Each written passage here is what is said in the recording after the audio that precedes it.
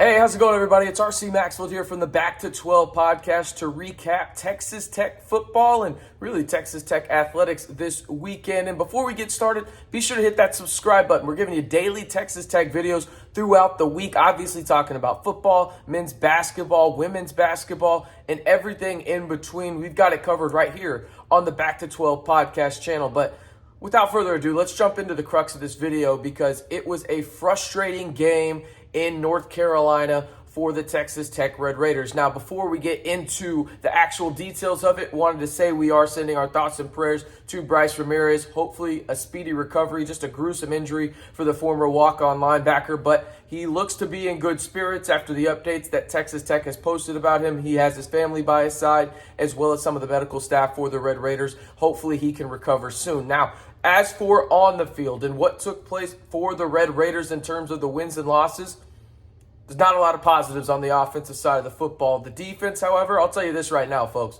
I am not worried about this defense at all. This defense is absolutely legit under Tim DeRuyter and crew. Now, let me read you off this in terms of how the Wolfpack scored against Texas Tech. And you're going to notice one pretty big common denominator for these four scoring drives that they had.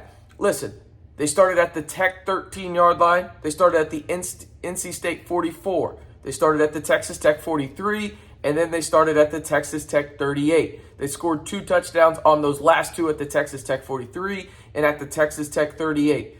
NC State only scored 1 time in this game, and it was a field goal when they started in their own half of the field. This Texas Tech defense is absolutely dominant, and you think about it, they only let up 20 points in this game, 7 of which came because of, the Donovan Smith INT, the pick 6. That's how NC State got 27.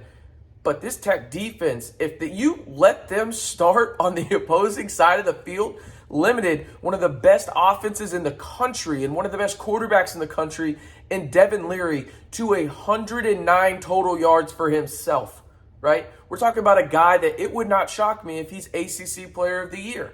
And you did that with guys like Tyree Wilson, Shough Merriweather, and a secondary that absolutely played out of their mind against guys in Thomas that are some of the best wide receivers in the ACC, one of the best Power 5 conferences out there. Your defense is legit.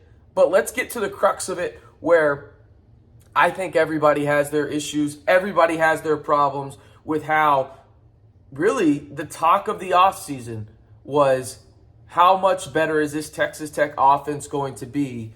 And through 3 games, I think there's more questions than answers. Let's just be blunt about it. I think that that's really what it comes down to. The main issue for me, I'll just come out and say it. I think it's very clear why Tyler Shough won this job. I think that that's just how you have to be right now. I think you have to be brutally honest about the situation. Donovan Smith and Baron Morton are not the answers. And I get they're in this position because of injury right now. Donovan Smith is the ultimate roller coaster. This man has some of the greatest plays I've ever seen take place on a football field and some of the worst. I'll just be blunt about it. This is what this guy brings to the table. I wish there was more stability in this offense because that's what it needs. And that's why Tyler Shough won this job. I think when it's all said and done, when we see these games that Donovan Smith has played against Houston and NC State, and he'll probably play against Texas too. Listen, Tyler Shough brings stability. He doesn't have to be the flashiest quarterback in the world. Does he have the highest upside on this team? Personally, I don't think so. I think Donovan Smith does. The problem is Donovan Smith has to go through those ebbs and flows like a roller coaster to get there. And I think with the defense you have right now at Texas Tech, you can't have that. But I don't even think a lot of it is his fault. And hear me out. Yes, he needs to get better about using the middle of the field, but that's not him. I don't think that's him. I think that is a strategic scheme standpoint for the Red Raiders. I think that is more on Zach Kittley than it is the quarterbacks. Because you notice something, it wasn't just Donovan Smith who was throwing to the outside a lot. It was Baron Morton too. And they had wide open guys in the middle of the field. I counted at least 4 or 5 plays where I was like, how the hell do you not throw it to the guy in the middle of the field? Listen, I love a good out route. I love throwing outside the numbers. I love throwing to guys that are 6'5" and athletic on the outside. But take the guy in the middle of the field in the yardage that the defense is giving you. And this isn't just a 1-week problem. This is last week as well against Houston, who, by the way, got obliterated at home against KU. 3-0 KU, who would have thought? Definitely not me. But when you look at what Texas Tech is trying to do, it just confuses me in terms of why they are so dead set on just going outside the numbers. Take what the defense gives you in the middle of the field. If that's 6 yards, great. If they give it to you twice, you got a first down and you keep moving, right? There's so much open real estate in the middle of the field, and Texas Tech, for the most part, refuses to use it. And maybe the strategic standpoint is, hey, we want to open up the middle so Donovan can run. Well, your offensive line isn't allowing you to do that. It's just not. The offensive line is bad. It's just bad. And I think you could see that against higher level competition. Houston and NC State, your offensive line is not good. It's just not. And you have to, scheme-wise, change that up. I'm very interested to see how Zach Kittley does that. And maybe his justification is, hey, we're trying to get the ball out quick to the outside so the offensive line doesn't have to block as much.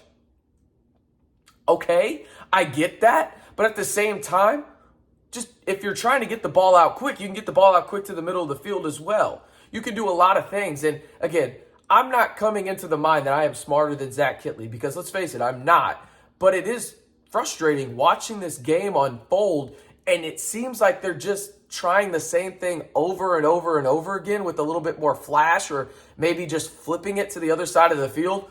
You have to change things up. You got kind of lucky in terms of Donovan Smith just flipped that switch and went to the top of the roller coaster, right? We talked about that roller coaster with Donovan Smith.